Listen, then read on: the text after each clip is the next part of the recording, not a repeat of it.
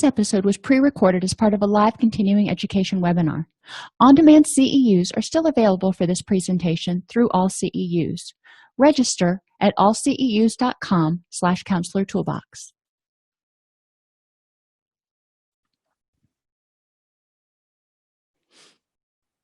I'd like to welcome everybody to today's presentation, Anger, Anxiety, and Depression, Making the Connection. We're going to start out talking about transdiagnostic and transactional theories. When I look at somebody's assessment, I personally am not necessarily looking to pigeonhole them into a particular diagnosis. What I'm looking at is what symptoms do they have, and then trying to figure out how those symptoms interact with one another to create the presenting problem that the person has come into the office with. And we'll talk about, in my opinion, why it's so important to consider all three of these and not just look at an anxiety disorder or a depressive disorder. We'll define anger and anxiety, explore types of threats and threat assessment techniques. I'll show you one that I use. There's obviously a lot of them out there that you can use to identify anger and anxiety triggers.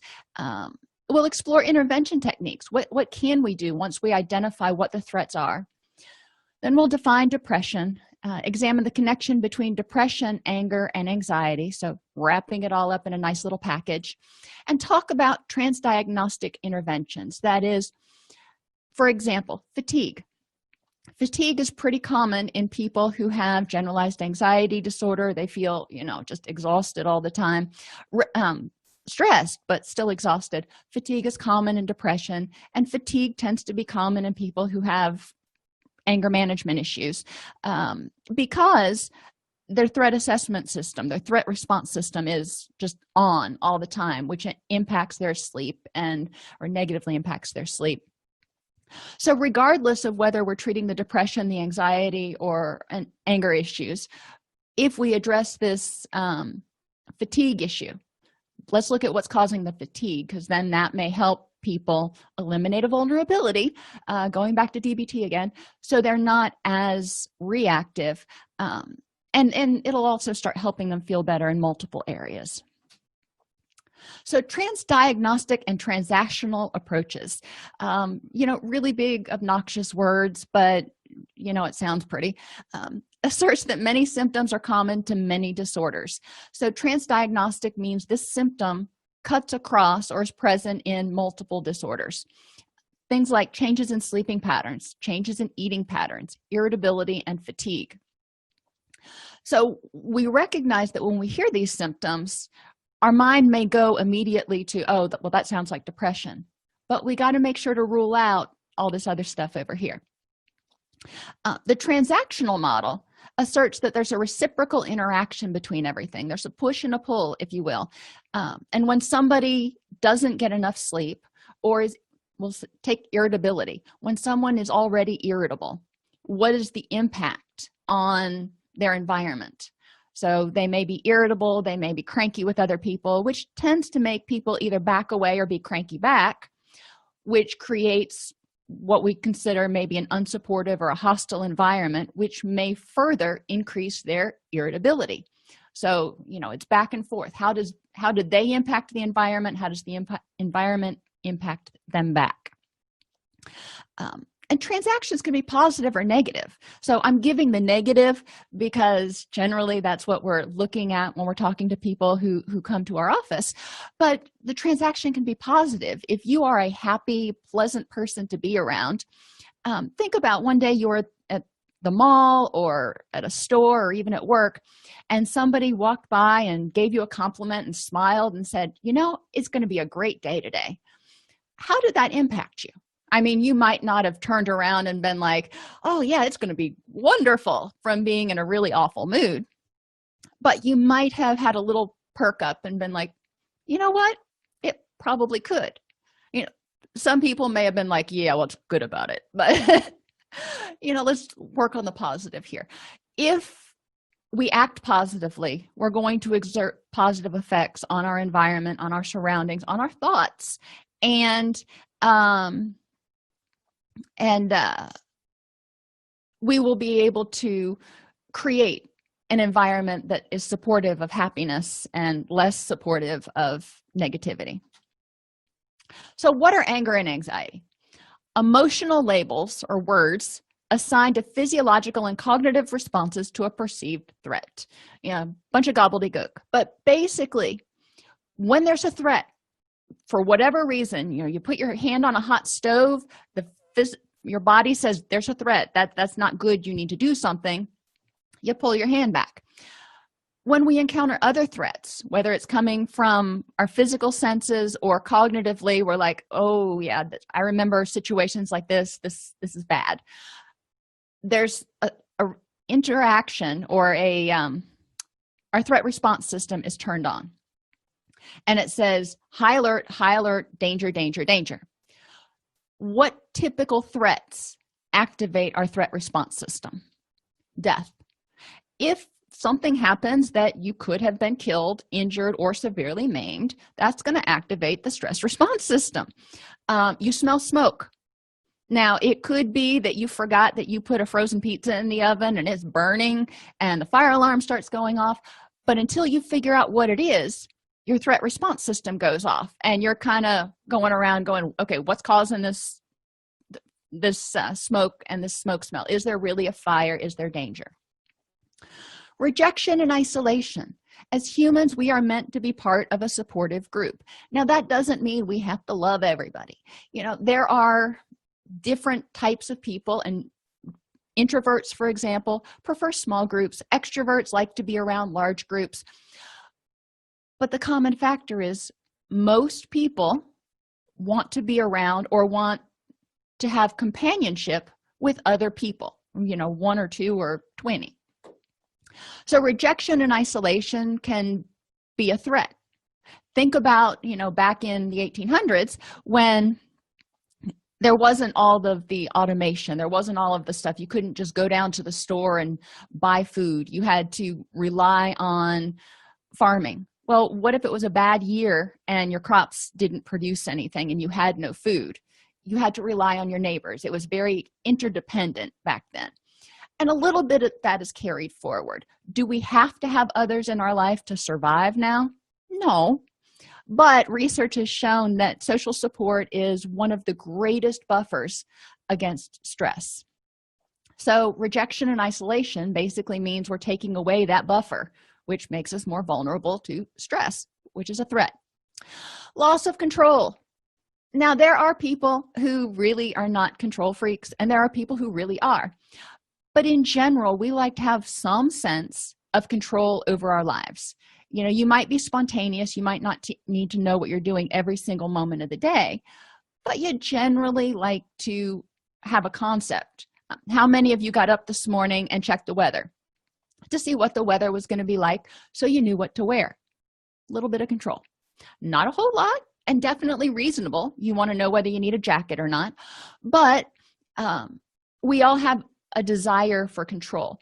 And a lot of people with anger and anxiety and even depression issues have felt like so much was out of control, that sense of hopelessness and helplessness, that anything that makes them feel like they're out of control can exacerbate a emotional response.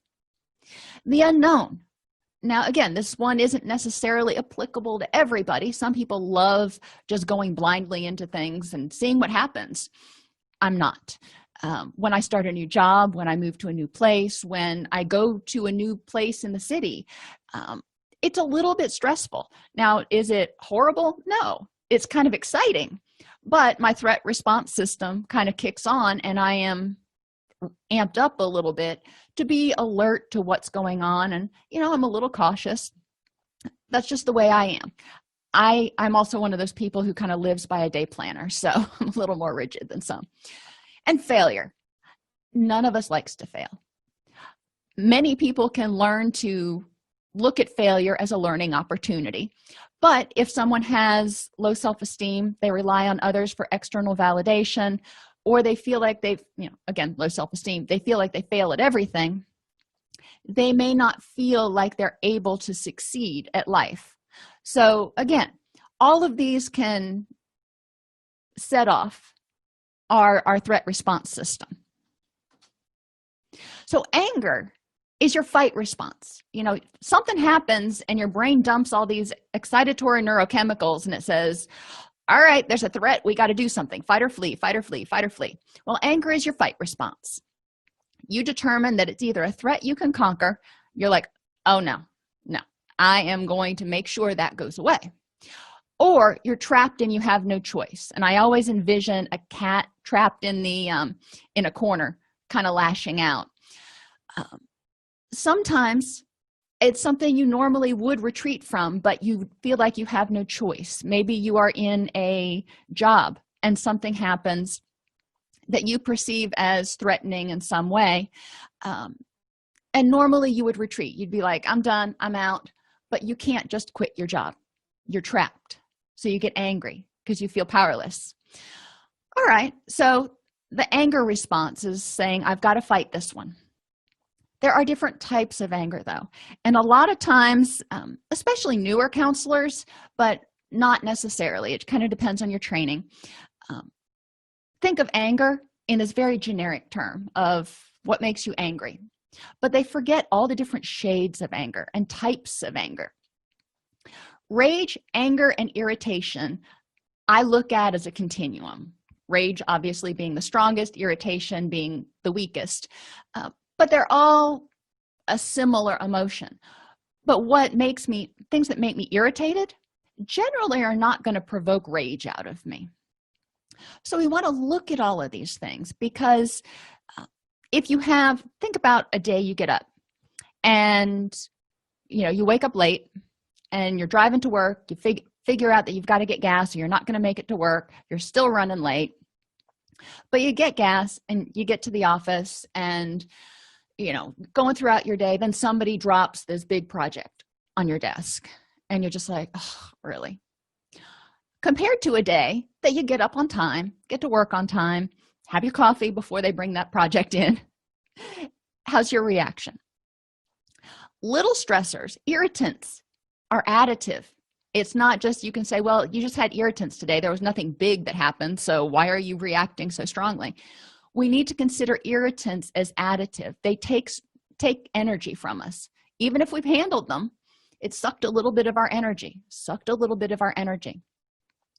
So having people consider that when they're thinking about, are they vulnerable to anger?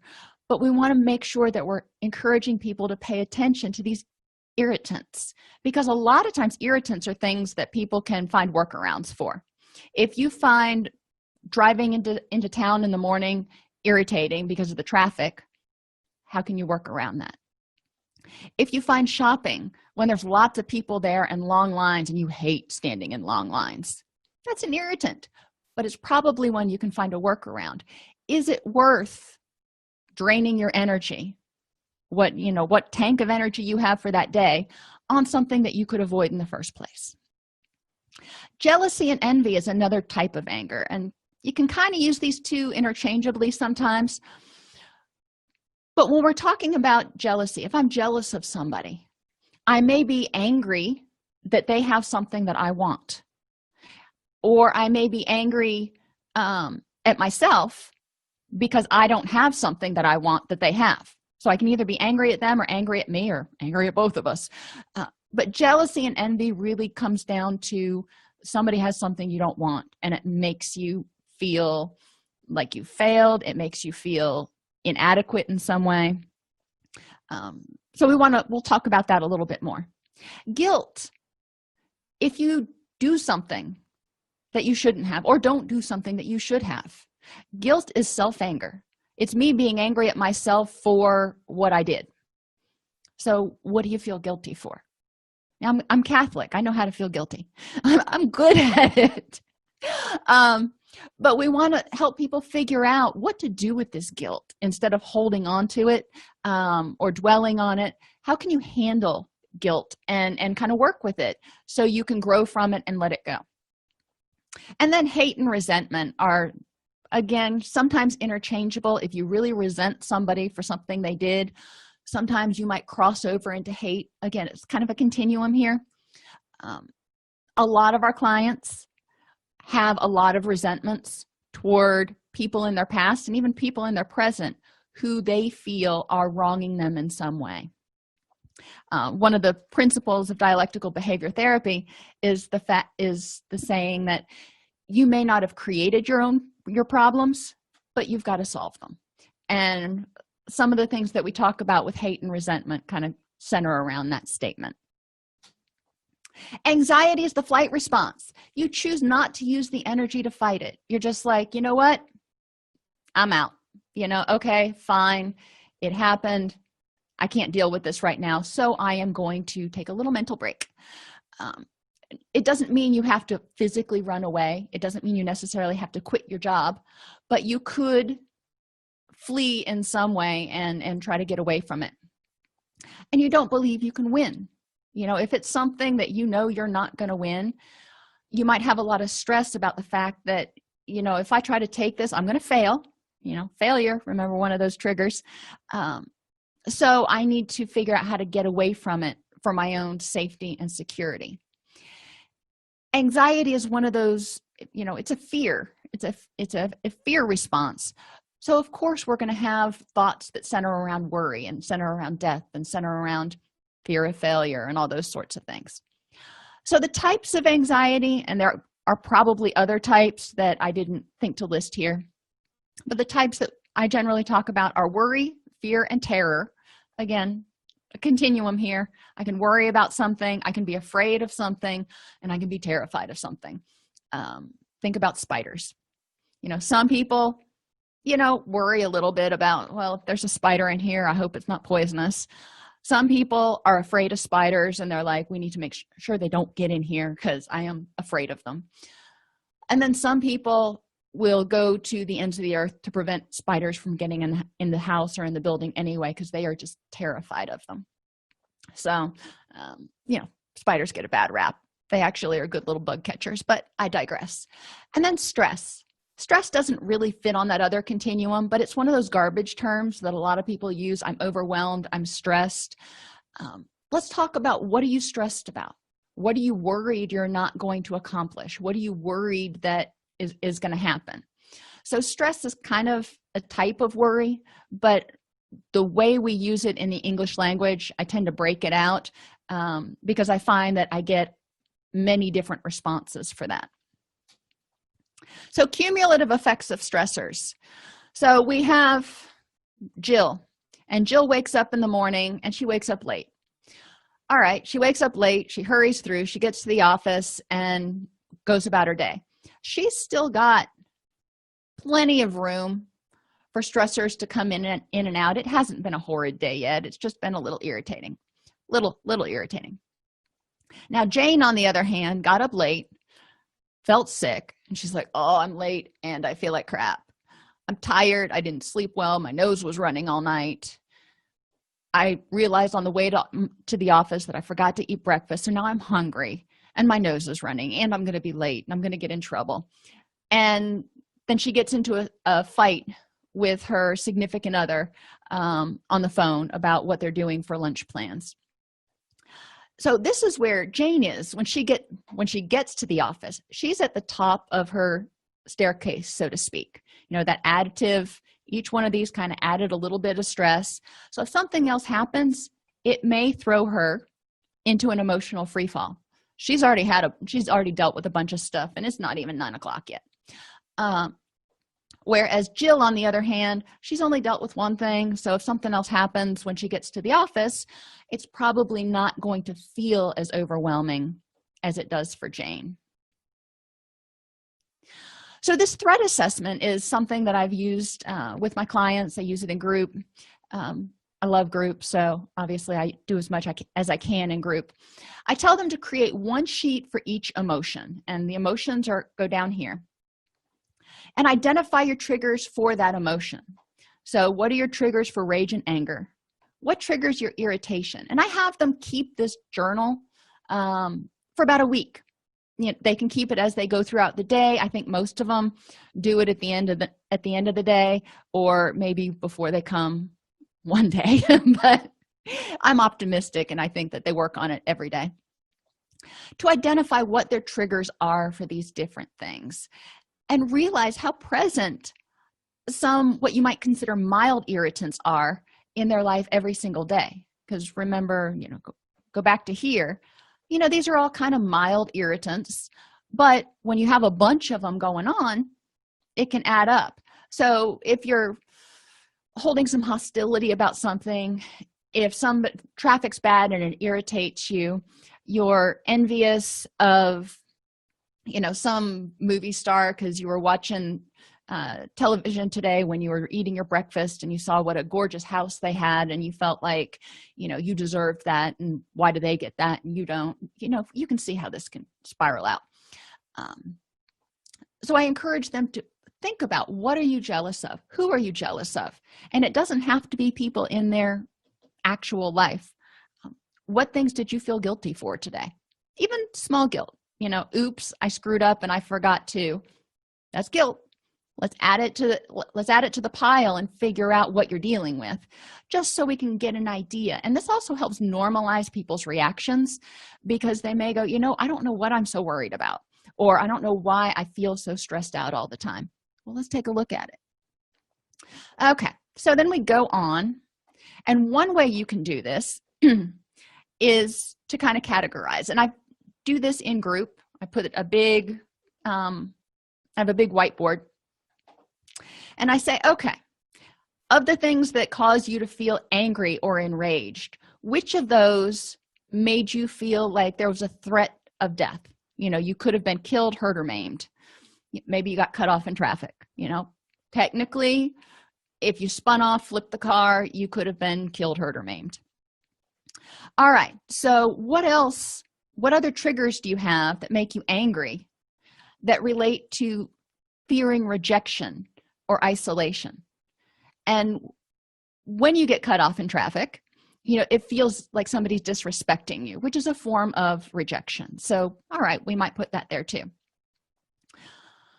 And we go through this whole list of the things that cause you rage or anger. Which of them trigger a sense of loss of control? And getting cut off in traffic, again, is a great example. This one hits in so many different categories that I usually use it as my example, because when somebody cuts you off in traffic, you didn't have any control over that. You're just driving along, being a good, safe driver, and all of a sudden, right in front of you with no warning. So you didn't have control. You could have gotten into an accident, and it was not respectful of you as a human being. So it can trigger people's anger and rage issues if they're already feeling forgotten, disrespected, and isolated. Then we go down, obviously we go down each one of these and across the row. If you're doing it in group, you can put different stressors in each category. So things that trigger anger, that are brought on by a threat of rejection or isolation, you might have 15 things in here from your group. And that's okay. It just gives you some stuff to talk about where all this anger comes from. Another way to look at it would be to use it on a single stressor, like a breakup. So you had a breakup, and how'd you feel about it? Well, felt angry. Okay, why did you feel angry? Was there a threat of death? No. Did you feel rejected and that made you angry? Well, could have put that one there. Loss of control, that would make you angry when somebody just comes up and says, you know what, this isn't working for me anymore, toodles. I can see where somebody would get angry. The unknown and failure, when a relationship ends, you may fear that you failed in the relationship. You might not be able to ever get in another relationship. Now that can either trigger rage and anger or worry. But what I want them to do is see the depth and the complexity of their reactions to something as, quote, simple as a breakup. They may feel jealous of the new significant other. They may hate their ex for dumping them for the new significant other. Let's talk about all these feelings and address them and figure out what to do with them and how to deal with them if we need to. And that's a whole different issue about whether it's something that you're going to deal with, or whether you can look at this and go, you know what, Yep, we're broken up and it just ain't worth my effort to use my energy on that. So what we want to do is take either the chart or the list that, each page that has their list of triggers for irritation and anger. How many anger and anxiety triggers is the person experiencing on a typical day? Which ones of them can be eliminated? Is there a relationship between the number of triggers and the intensity of their reaction? Remember those stair steps? I really want people to start bringing that home by looking and going, yeah, when I had this whole cascade of negative things, I tended to dysregulate more emotionally than if I was having a pretty good day and something happened. Is there a particular threat those triggers relate to? Some people have lots of emotions or really strong emotions around one of those threats, like rejection or failure. So we want to look and see if there's a theme. Is there a theme to what makes you angry or what just freaks you the freak out? What are your automatic beliefs supporting that threat? And yes, I capitalized beliefs because in cognitive behavioral, the ABCs, we're thinking about our automatic beliefs that are leading to the reaction. So what thoughts did you have that prompted that anger or anxiety reaction? And what are some alternate beliefs that the person could use to dispute the unhelpful ones? So if they say, everybody abandons me all the time, I'm worried that I'm going to be alone forever and be living by myself with 23 cats. Okay, that is a worry. What other beliefs do you have that could counter that? Have there been good relationships? What is it that you see in your future? How can you change what may be coming? What is the impact of the emotional or behavioral reaction on the person and his or her environment? So I put behavioral there because when people get angry, they don't just generally get angry and like sit there and seethe on it. A lot of times they lash out physically or verbally. Same thing with anxiety. When somebody is anxious, when they're really worked up, when they're really worried, they tend to pace. They may get anxious. They may be irritable with people. They may cut people off in sentences. So there are behavioral reactions. So we want to say when you get wound up, whatever that word would be for you, angry, anxious, stressed out, what is the impact of that on your emotions? Does it, keep you from feeling happy? Does it take you down this whole spiral of negativity where you start, first you're worried, and then you start feeling angry and resentful, and then, depressed, and you just keep compounding those negative emotions, and then guilty. Can't forget guilty for feeling all those feelings. Is that what happens? So what is the effect of your emotional reaction? How does it impact your thoughts? If you are in a anger state, what happens to your thought processes? Are you going towards your impulsive, I've got to make this stop, I've got to lash out, or are you going to something more mindful? What does it do to your physical comfort and energy? I don't know about you, but when I get stressed out or angry or any of those dysphoric emotions, my neck gets tight, my back gets tight, my head starts to hurt, and my belly gets upset. I somaticize like crazy. So I want to know what happens to the clients, and is this something that you really want to keep doing? What we're doing by examining the impact, obviously, is helping them see why they want to change, helping them increase their motivation for unhooking from their emotions a little bit and maybe choosing a different reaction. And relationships. When you are stressed out all the time, when you are angry all the time, how does that affect your relationships with your significant other, with your kids, with yourself? I mean, I don't even like being around myself when I'm in a crabby old mood. So I don't think anybody else likes being around me. Encourage them to look at all these things because it'll increase their motivation to say, all right, let me figure out what I can do differently. One of the challenges that I find with a lot of clients when I'm dealing with anger and anxiety and threat, is a lot of times they'll feel like they're giving up control if they say, you know what, that's not worth my energy, I'm not going to deal with it, or I'm going to let that go. I encourage them to have a paradigm shift, and instead of saying you're giving up addressing this, you're giving up whatever, you are choosing to not devote your energy over there. You are choosing not to give your energy away to something that is not going to help you achieve your long-term goals. So empower them to make the choice about, all right, what's really worth dealing with? You know, going back to that breakup, is getting angry about it going to solve anything? And how is it impacting you? How else could you use that energy to further your goals? Depression, bringing it, like I said, we'd bring it full circle, a sense of hopelessness and helplessness. Most people with depression have currently, or have had, high levels of anxiety and anger. That stress response system has been amped up. Very rarely do I run into clients who report that, you know what, everything was going great, and one morning I just woke up and I was depressed. Generally, there's a trigger. It could be a physical trigger, maybe an illness they've had, maybe they haven't been sleeping well, maybe they've been eating really poorly, and it's kind of extreme to think just poor nutrition is going to make somebody depressed, but we want to look at what contributed to it. But most of the time there's also underlying anxiety or anger, so they were revved up.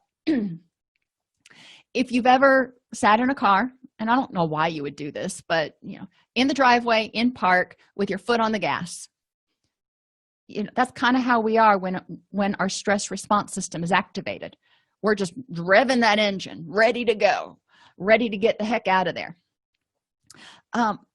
But you rev the engine, you don't keep it floored, because what happens if you keep it floored? That engine block overheats and it cracks on you. We don't want that to happen, but that's what your body kind of goes through when you're stressed for too long. Your brain goes, I cannot maintain this level of excitation for this long.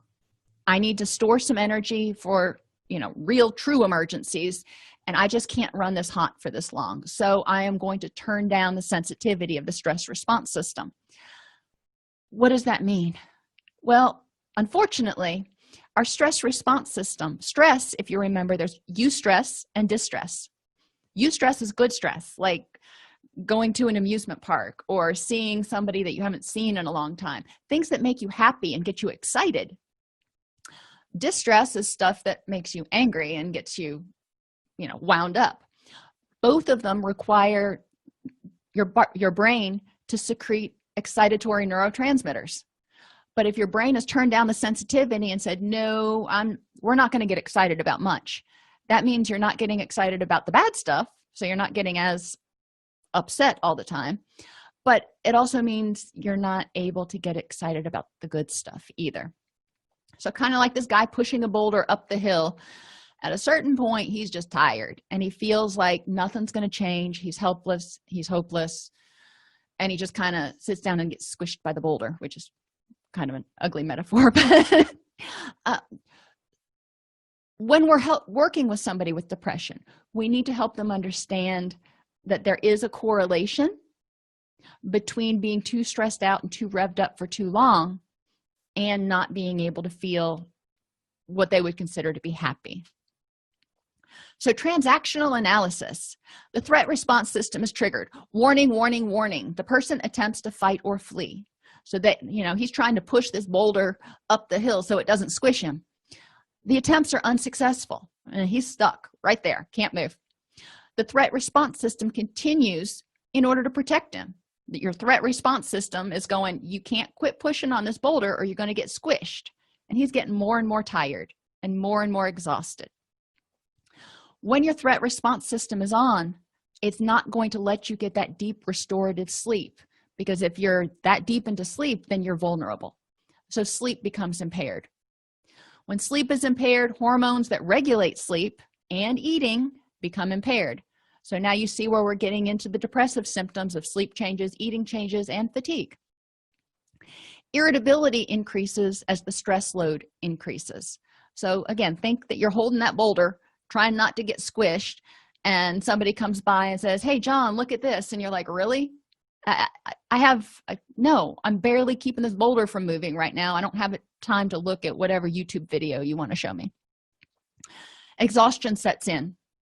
Lack of quality sleep and continuation of the stress response cause a neurotransmitter imbalance. You're not resting and restoring.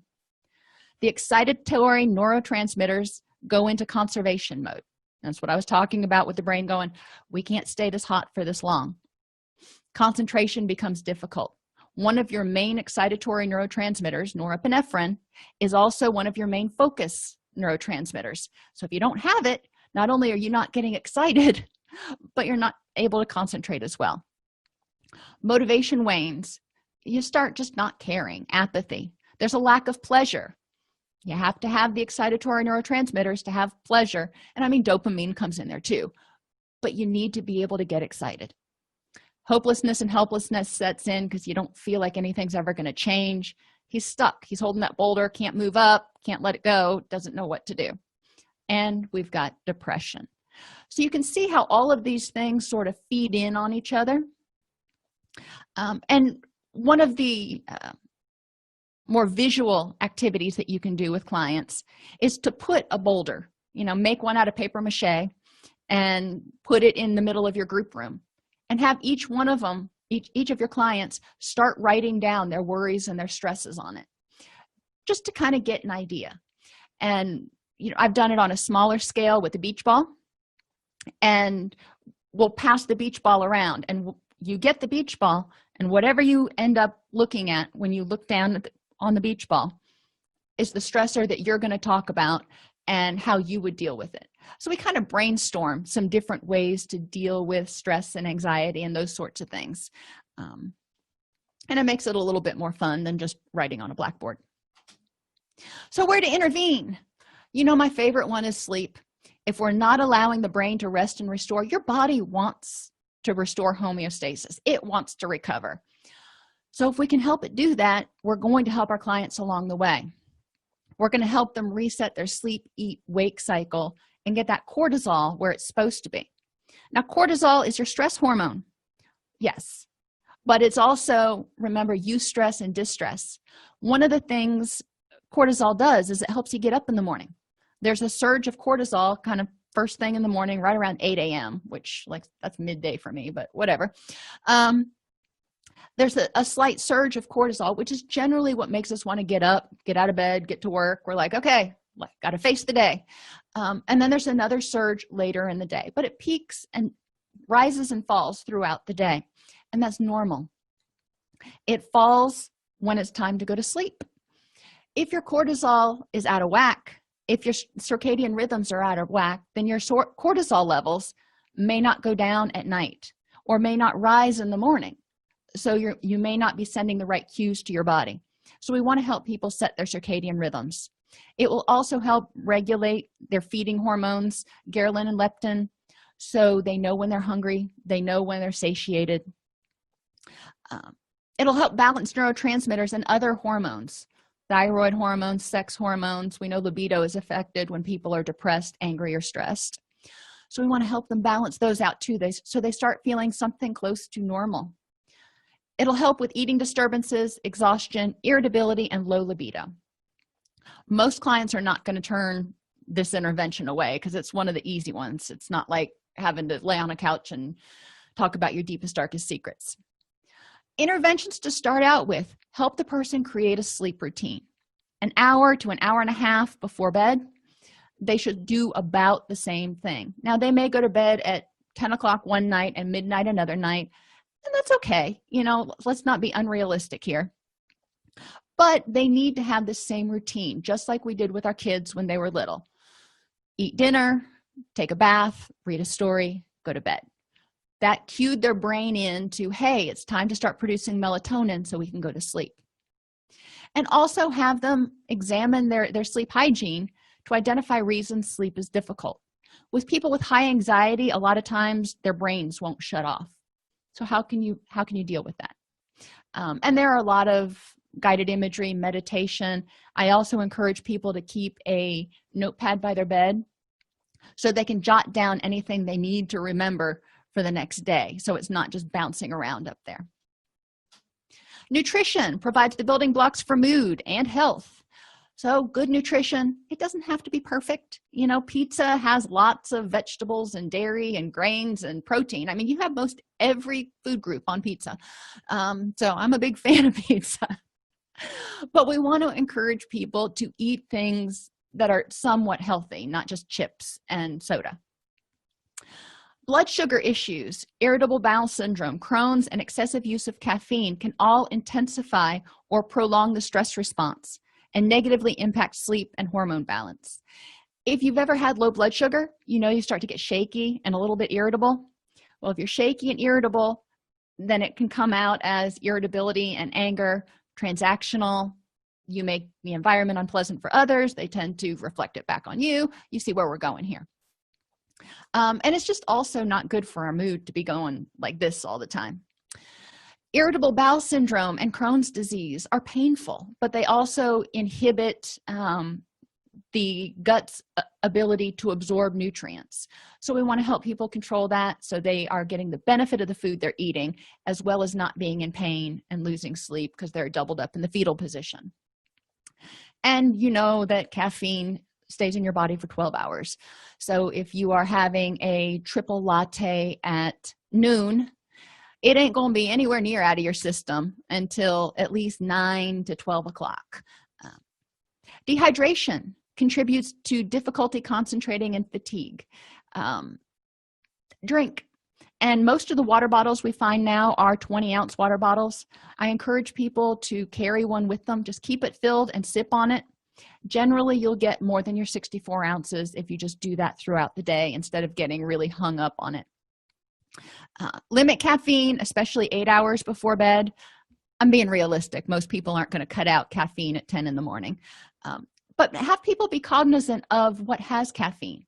Coke, Pepsi, Mountain Dew, Dr. Pepper, you know, pretty much any of those non-clear sodas and Mountain Dew have caffeine in them.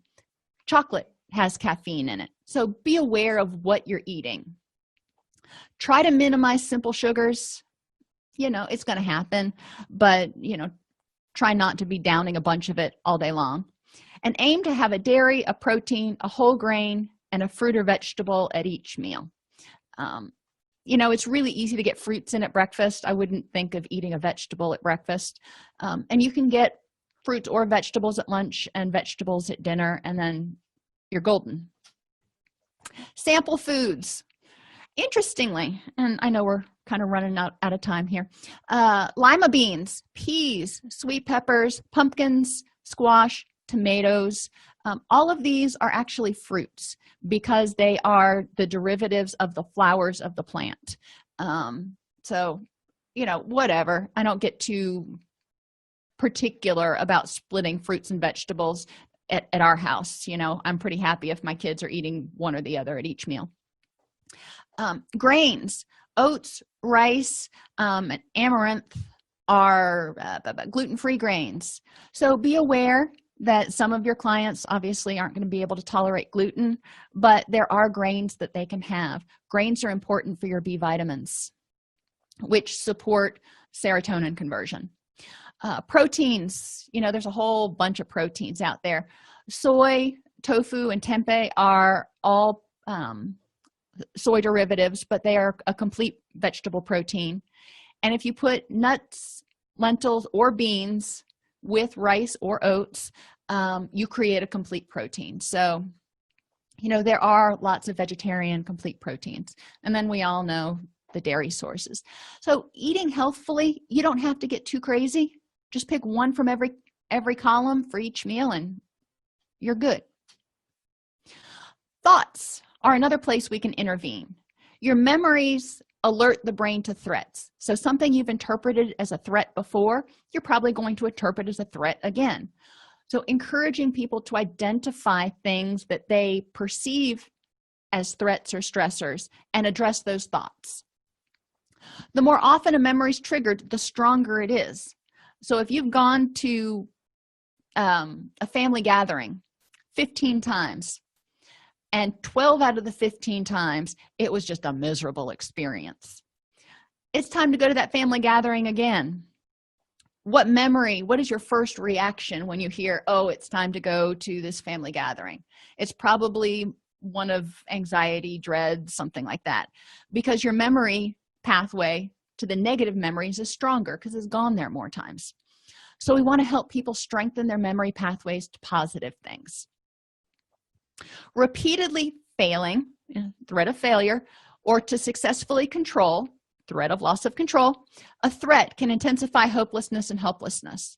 So when you've been in a situation and you haven't been able to conquer it, you haven't been able to defeat it, or come to terms with it in some way, it can intensify feelings of depression, because you're just like, this keeps coming up and I can't fix it.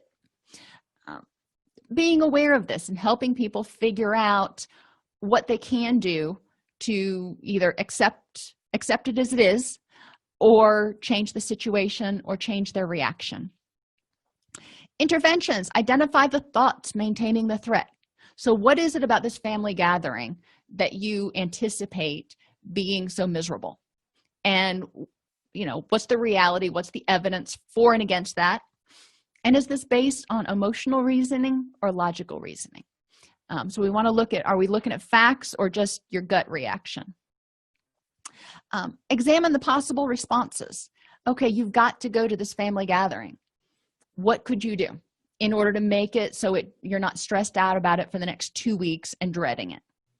And then choose a course of action. I encourage my clients to write these things down.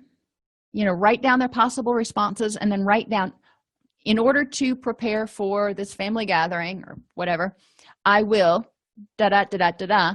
And when I start to get stressed about it, I will da da da da da da. That way, when they start to get stressed, they can look, it's already written down, and they know what they're going to do in order to prevent distress. So we want to help them. They can sort it out this way. Your goals are over here. This is where you want to go. Anything that doesn't get you where you want to go may help you feel better for the moment, but it's not going to help you get to your ultimate goals.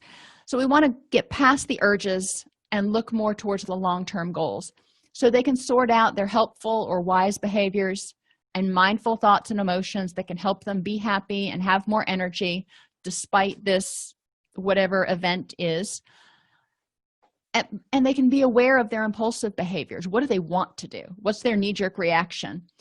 What are the thoughts and emotions that are making them want to escape?